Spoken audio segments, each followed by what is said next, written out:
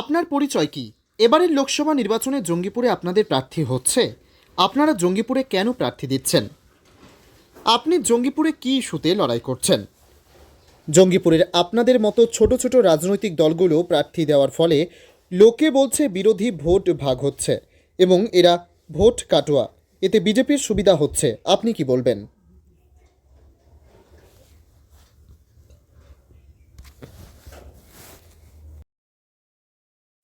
প্রথম বক্তা শিক্ষক হামিদ শেখ, জেলা সভাপতি, উত্তর মুর্শিদাবাদ সাংগঠনিক জেলা ওয়েলফেয়ার পার্টি অফ ইন্ডিয়া। চারিদিকে একটা আওয়াজ উঠেছে যে আপনারা যদি এই ভোটে দাঁড়ান ছোট ছোট দলগুলো, তো এতে করে বিজেপির সুবিধা হবে, এবং একটা আওয়াজ উঠেছে আপনাদেরকে ভোট কাটুয়া বলছে। এই বিষয় নিয়ে কী বলবেন? দেখুন, এইটা খুব অরাজনৈতিক একটা কথাবার্তা এবং এই কথাটা এটা কোনো সাধারণ মানুষের কথা নয়।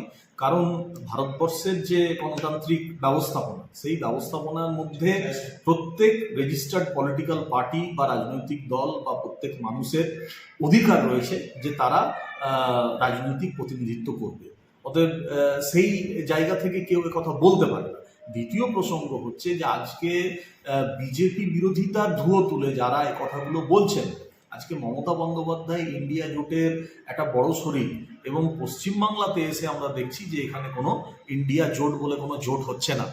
এবং আমরা যদি কংগ্রেসের কথা বলি, কংগ্রেস আজকে সারা ভারতবর্ষে ইন্ডিয়া জোট নামে তারা বলতে চাইছে যে সমস্ত ভারতকে তারা জুড়বে, ন্যায় যাত্রাতে তারা ভারত জোড়ো ন্যায় যাত্রাতে যে কথাগুলো বলছে। কিন্তু আমরা অদ্ভুতভাবে দেখলাম যে এই ইন্ডিয়া জোটের মধ্যে ওয়েলফেয়ার পার্টি বাদ দিন, আরও অন্যান্য অনেক সংখ্যালঘু প্রভাবিত বা আদিবাসী দলিত প্রভাবিত যে রাজনৈতিক দল যারা অলরেডি ক্ষমতায় রয়েছে, যাদের এমপি রয়েছে, এমএলএ রয়েছে, তাদেরকে ইন্ডিয়া জোটের মধ্যে স্থান দেওয়া হয়। তাহলে সত্যিকার অর্থে এই জোটটা কি ইন্ডিয়া জোট? এই জোটটা কি সত্যিকার অর্থে বিজেপি বিরোধিতা বা মোদী বিরোধিতায় কার্যকরী একটা জোট? এইটা একটা বড় প্রশ্ন। সেই জায়গায় দাঁড়িয়ে দায় তো মূলত তৃণমূল কংগ্রেসের। তারা ভাবুক আগে যে তারা বিজেপি বিরোধিতা করতে চায় কিনা। তারা মুখে যা বলছে বাস্তবে তা করছে না, এইটা এক নম্বর প্রশ্ন। আর দু নম্বর প্রশ্ন হচ্ছে যে আমরা প্রকৃত অর্থেই বিজেপি বিরোধিতা করতে চাই বলেই সারা ভারতবর্ষে যাতে বিজেপি বিরোধী ভোট ভাগ না হয়, সেইটাকে বিচার করে আমরা বেছে বেছে আজকে আমাদের অল ইন্ডিয়া পার্টি, আমরা 11টার বেশি স্টেটে আমাদের সাংগঠনিক স্ট্রাকচার রয়েছে, তৎসত্ত্বেও আমরা মোট 5টা সিটে এখনো অবধি প্রার্থী ঘোষণা করেছি। এখনো অবধি 5টা সিটে, তাতে পশ্চিমবাংলায় 3টে, ইউপি একটা এবং আদার মহারাষ্ট্রে আর একটা।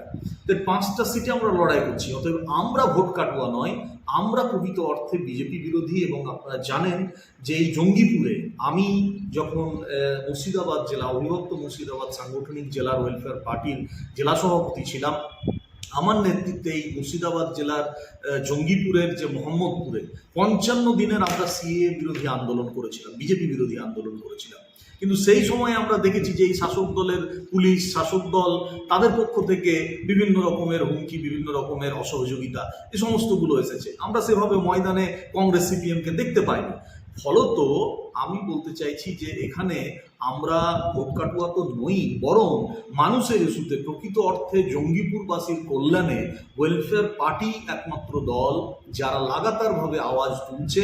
এখন তাদের এই আওয়াজে মানুষ সুর মেলাবে কিনা, মানুষ তাদেরকে সমর্থন দেবে কিনা, সেটা ভোটের বাক্সে প্রতিফলিত হবে, সেটা মানুষ বিবেচনা করবে। সিএ এর বিরুদ্ধে আমরা সুপ্রিম কোর্টেও কেস করেছি। তো এখানে লাগাতার আমরা বিভিন্ন ইস্যুতে লড়াই করছি। কৃষি আইনের বিরোধিতা বলুন, অধিকার যাত্রায় আমরা রাজ্যের মানুষের যে অধিকার হচ্ছে সেইগুলোর বিষয়ে বলুন। অতএব আমরা রাজনীতির ময়দানে লাগাতারভাবে আছি, থাকবো। ভোট আসবে, ভোট যাবে। ওয়েলফেয়ার পার্টি মানুষের পার্টি এবং মানুষের